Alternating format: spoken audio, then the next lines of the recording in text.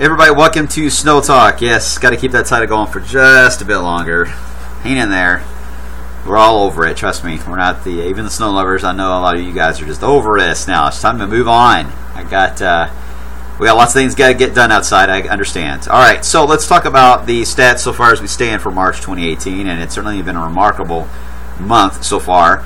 About 42% of it has featured snow falling out of the days we have so far of the month. So this has certainly been a snowy one at times, and already ranks up there as number 6, the all-time snowiest. All right, so how do we stand on this? Well, we've only had, 6 days that we've been able to accumulate into the 60s. Today will be at number 7, and likely have our first 70 of the month coming our way tomorrow.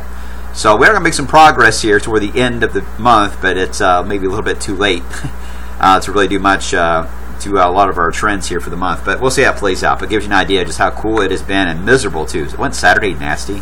Ugh. Okay, here's the latest look at the visible satellite. And you can see a couple things happening here. You can definitely see the low-level moisture that is kind of just working its way with that low-level wind flow out of the southeast. It's following the wind, drifting in. And then you got the high-level clouds with the jet way up high blowing in from the west. So a very cool-looking shot there from our visible satellite of the mixed sky layer. The radar's down at the moment. It's been going through some maintenance here this morning. The radar, you can see before it went down and picked up on some of that drizzle we have here in Louisville. That will continue for a few more hours, then we'll get actually some sun breaks later on. Here's the game plan. Later on today, we're going to see our numbers with breaks developing hit at least 60, and I think we have a chance to go to about 63. It all depends on the sun breaks, though, for later on. Then for tonight, the flow itself is along a boundary, one front to our north and west. It's going to be the focal point for a lot of the showers, thunderstorms to kind of train themselves over and over again across Missouri, Illinois, and then arc a little more east than north over Indiana. So we will have to watch areas along 64 for overnight and early tomorrow for some activity kind of bend around and hug closer to the 64 corridor tomorrow morning. Right now, I think it's going to be just north, although Futurecast takes it pretty close to the interstate. Either way, north has a higher rain chance than south. Now, here's the thing. We'll see that take place until we get more of a building of the north flow, or building up north of the warm front of the south flow. And I think this is where we could see some breaks tomorrow to allow us to hit about 70 or a bit higher. At this time of the year with the sun angle and a south wind and sunshine, you can blow a forecast high out of the water pretty quick. So right now I got 70 in. We'll see how it goes. I'll let you know tomorrow morning when we're on to see if that still looks to be the case, or we're going to go higher. Hopefully not lower. But either way, tomorrow has the potential to be a decent spring day after a gloomy start to it. Now, once we get into Wednesday, different story. Wednesday, we got a nice little little piece of energy. It's going to move in from Missouri into Illinois. It's actually going to kick up some heavy rain across central areas of Kentucky as we into Wednesday morning. Some thunder possible with that. I don't see anything severe, but some lightning and thunder. Temperatures around 60 or so.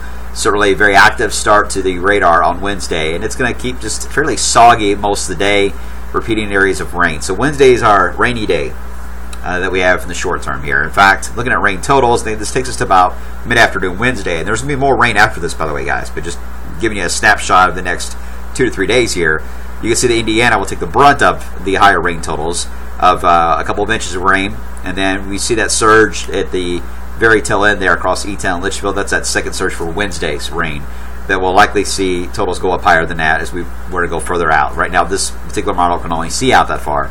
But once we get past that range, you'll see those totals come into 2 to 3 inches. So this is going to be a good soaking rain for the week, and this is going to, of course, affect the tributaries that lead to the Ohio. So the creeks and streams are going to start to go back up this week, and in some cases we will see, of course, the Ohio begin to react to that by the end of the week and next weekend. And we will be monitoring that carefully. Now we're getting into a tough part of the year. We don't need the Ohio to go back up at all, especially when we're getting closer to all the Derby events. All right, now looking beyond that, for Friday, Thursday and Friday, another wave moves on by. This is where the models really diverge. Like the GFS wants to take all this and put it together and wrap it up in a nice big bow and move it out of here on Friday, which would then mean the next system, which you can see over Billings, Montana on that map, would arrive here for Easter. I think the split flow, the Canadian has a similar idea to this as the Euro, of a split flow idea where we're going to have the two lows. We've seen this many times the past couple of months. We'll see them work together to provide for rain that could end as a bit of snow Saturday morning. Not going to rule that out. It looks very moderate and very brief. So it's really not worth more than a mention.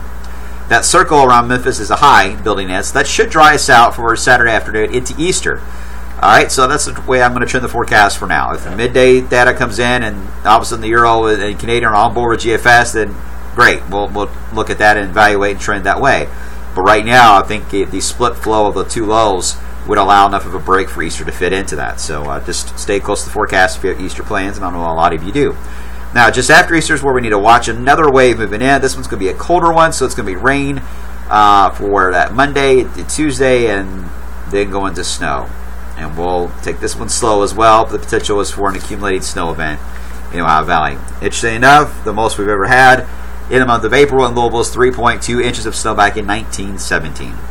Most of our top 10 snow events in April are 1-inch snows, between 1 to 3 inches. So, would this be the year that we just break all of that? I don't have that answer, but boy, given how things are going, that wouldn't surprise any of you, I don't think. We'll see how things trend, guys. Let's hope for warmer weather soon. At least we got today and really tomorrow to look forward to. All right, I'll talk to you then, and we'll have more maps in the long term for tomorrow as well. Take care.